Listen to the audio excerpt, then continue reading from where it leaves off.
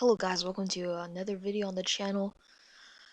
So every Monday I'm gonna do a history podcast. Every like weekends or Friday I'm gonna do a Roblox video and maybe do some other stuff as well on the weekdays. Same as every time. I'm like a multi-genre channel. I don't want anyone to like get missed out on anything. So history, here we go. What if D-Day failed? Well, you gotta look at the prospects of what D-Day was. It was an experiment that could have failed and the war could have been on the Germans' favor, but as you would know, D-Day was a spectacularly successful mission that completely drove the Axis out of France and basically ended the war right there and then. After that, they are pretty much over the Axis. They could have just lost right there and then, but they still somehow held on just for a few months, just enough time for people get like really pissed off at other things, like for example Japan, and after that liberation and what's gonna happen next, and East Germany, West Germany, and Cold War. We'll get Cold War back next week. I probably will do that. I don't know. I have many stuff I want to do on this on this like multi-genre channel on history right now.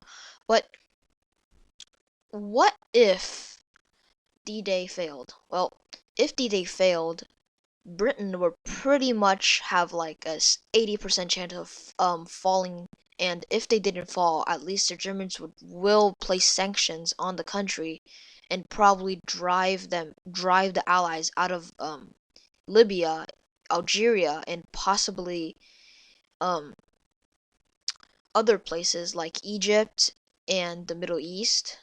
So that was the prospects you got to think about, because there's no way that the Allies would retain. Because remember, the United States, Soviet Union, and everybody was working around hard around the clock for their supermassive factory that's building supermassive tanks, supermassive giant legions and armies of men, materials, and airplanes for the giant invasion that's coming. The Soviet Union was coming from the east. The United States, Britain, was coming from um, the west north, and Britain and other small countries and nearby tribes of the of the Eastern Mediterranean.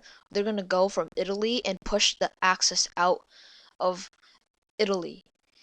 But as you would know, the invasion of Italy halted, and in the end, they didn't even get a push all the way out of the place of that. And now,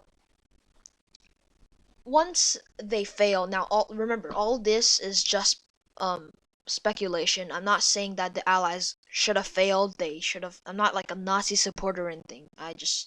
This is just speculation. Nothing's in here ever happened. The Allies did win, so that's good for everybody. Just to get that clear, I'm not a Nazi or anything. Just speculation.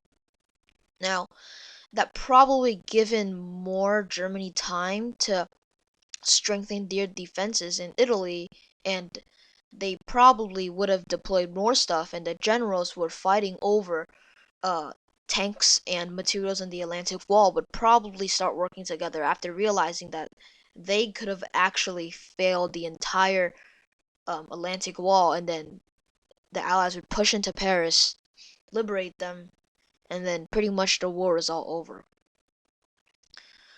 But now, since D-Day failed, the Allies now basically lost all of their strength.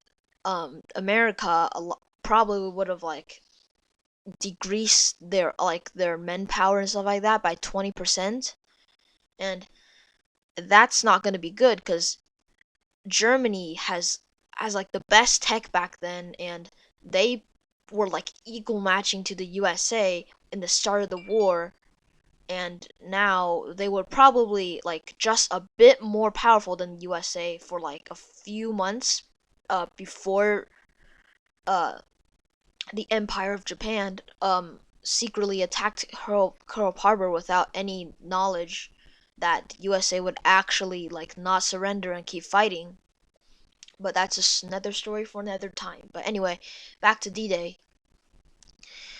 Um, the Allies would probably get pushed out. Their entire materials factories would probably all get like destroyed or sold for money, because definitely they got to pay their soldiers, and the USA would probably be on the brink of collapse, because the USA and the men that was in there making all those stuff for the factories, and then building the factories, and then making tanks and stuff from the factories would probably get like really mad, and they would probably try to build some more. But then by that point, the war was probably good as over.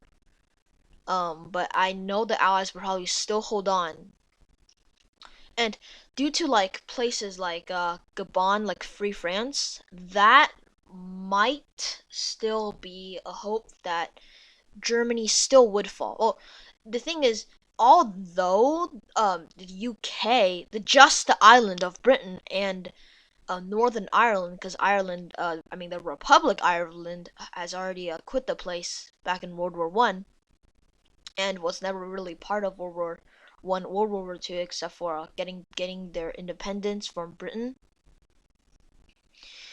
And just the island of Britain was going to like be in poverty and fail and everything. But remember, Britain back then still held many dominions, island colonies, and some like really big colonies like India, South Africa, Australia, um and also their dominion Canada was still a thing. So at least that was like a good thing, because then Canada was actually supplying the Brits with all their supplies they need to hold on, just hold on, not to feed everyone, not to like really do anything, just to hold them on, to give them some food, some supplies, to wait until the USA came. But as you all know, since D-Day failed, that wouldn't be the prospect anymore. The Canada would probably collapse, because it practically is like